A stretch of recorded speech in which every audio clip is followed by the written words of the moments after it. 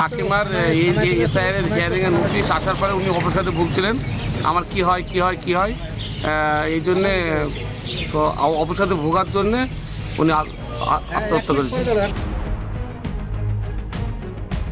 SIR আতঙ্কে ফের মৃত্যু, গলায় ফাঁস দিয়ে আত্মঘাতী বছর 54 এক ব্যক্তি, উদ্ধার সুইসাইড নোট। মৃতের নাম ফিজুর খান, নদিয়ার করিমপুরের কুচাইডাঙ্গা গ্রামের বাসিন্দা। অভিযোগ, শ্রী পারভিনা বিবির ভোটার কার্ড ও আধার কার্ডের জন্ম তারিখে অসঙ্গতি ছিল। এই নিয়ে আতঙ্কে ভুগছিলেন ফিজুর খান। আশঙ্কা ছিল গ্রেফতারি অথবা অন্য দেশে পাঠিয়ে দেবার। সেই কারণেই সুইসাইড নোট লিখে গলায় ফাঁস দিয়ে আত্মঘাতী হন ফিজুর। কাকিমার এই যে এসআইআর হিয়ারিং এর নোটিশ আসার পরে উনি অবসাদে ভুগছিলেন, আমার কি হয় এই জন্যে অবসাদে ভোগার জন্যে উনি আত্মহত্যা করেছেন।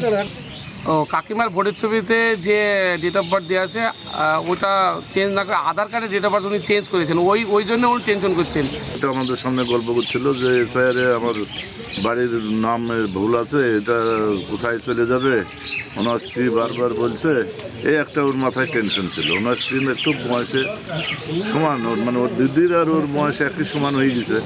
এটা নিয়ে ও খুব টেনশনে ছিল, আর এই টেনশনের জন্য মানে খুব টেনশন করতে মানে এই গলায় দড়ি দিয়ে আত্মহত্যা করেছে।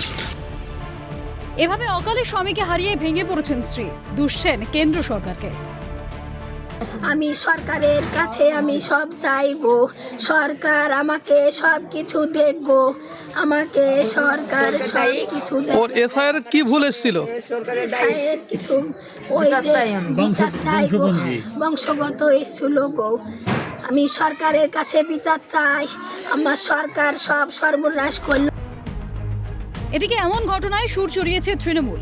মৃতের স্ত্রীর সুরে সুর মিলিয়ে স্থানীয় তৃণমূল নেতা মিনারুল খান বিজেপিকে দুষছেন।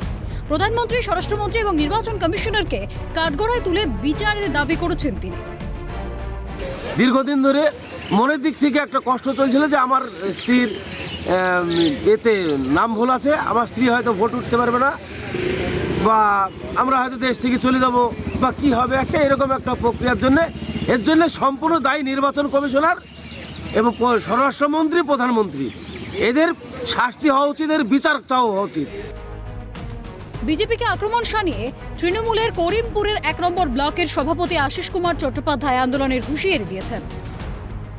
আমরা তৃণমূল কংগ্রেসের কর্মীরা, আমি ব্লক সভাপতি হিসাবে, করিমপুর 1 নম্বর ব্লক তৃণমূল কংগ্রেস সভাপতি হিসাবে আমরা জানি যে আমাদের সঙ্গে যে বিজেপি যে প্রতারণা করছে, এসআইআর নিয়ে বিজেপি যে ঘৃণ্য চক্রান্ত শুরু করেছে, এবং যত আমরা দেখছি শুনানির জন্য বেশিরভাগ 95% মাইনরিটিকেও ডাকা হয়েছে।